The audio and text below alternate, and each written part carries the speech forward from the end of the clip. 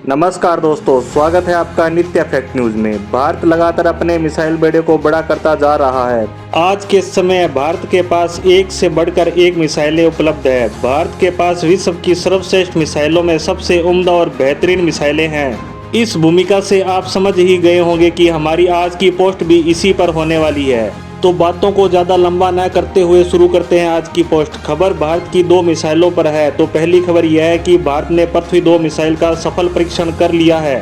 आपको जानकारी होगी ही कि पृथ्वी 2 एक बैलिस्टिक मिसाइल है और यह भारत के न्यूक्लियर ट्रायड का एक हिस्सा है।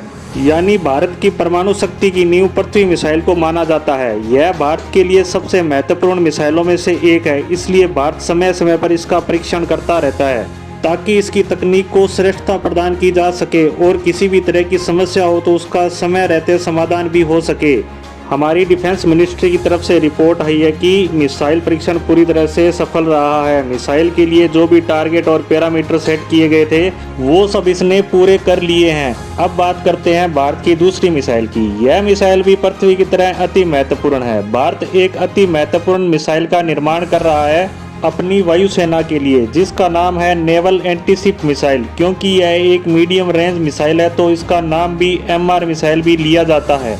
तो बात करते हैं MR मिसाइल की। भारत अभी तक इसका एक ही वेरिएंट तैयार कर रहा था जो कि शॉर्ट रेंज थी, यानी 150 किलोमीटर रेंज की। इसे भारतीय लड़ाकू विमानों के लिए बनाया जा रहा था। इसका मुख्य टारगेट होने वाले थे पानी में खड़े दुश्मन देश के बड़े बड़े जहाज, जिनका यह मिसाइल काल मानी जाती है। और इसी को लेकर खबर आ रही है कि शॉर्ट रेंज के निर्माण के समय ही DRDO ने इसकी क्षमता को समझा और उन्हें इसकी ताकत का सही पैमाना समझ में आया कि इस मिसाइल के एक नहीं 3 और वेरिएंट बनाने चाहिए ताकि इसकी टेक्नोलॉजी को पूरी तरह से काम में लिया जा सके। अब DRDO इसके 3 वेरिएंट और बनाएगी।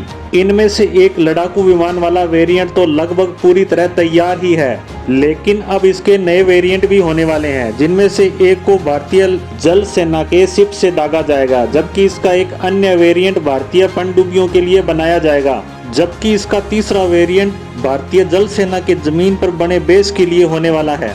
इन पर इन मिसाइलों के लॉन्च पैड बनाए जाएंगे जहां से इनको दागा जा सकेगा। साथ ही साथ इनकी रेंज को भी बढ़ाया जाएगा। अब जो इनकी रेंज 150 किलोमीटर है उसे बढ़ाकर 350 से 400 किलोमीटर तक किया जाएगा, क्योंकि इनकी पहले वाली रेंज काफी कम है। अगर लड़ाकू विमान की सुरक्षा की लिहाज से देखा जाए तो यह बिल्कुल सही नहीं है, क्योंकि इन मिसाइलों को दागने के लिए दुश्मन देश के जहाजों के एकदम निकट जाना पड़ेगा, जिससे हमारे लड़ाकू विमान दुश्मन देश के रडार और सिक्योरिटी सिस्टम की पकड़ में आ सकते हैं, जो कि खतरनाक हो सकता है। इसी को ध्यान में रखकर इसकी रेंज को बढ़ाया जाएगा। तो आज की इस पोस्ट को यहीं विराम देते हैं। धन्यवाद।